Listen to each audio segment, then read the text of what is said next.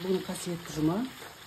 Алла тағала осы көмектеген тілектерімізді, аруақтарға бағыштаған дұғаларымыздың бәрін қабыл етсін. Таңнан тұрып осындай құдайын нан пісірудемін.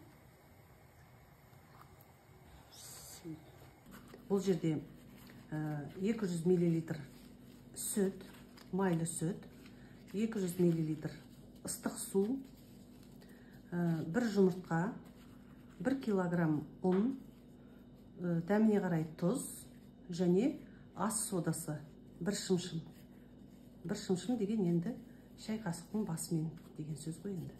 Неге қараңыздаршы, қандай керемет әдемі.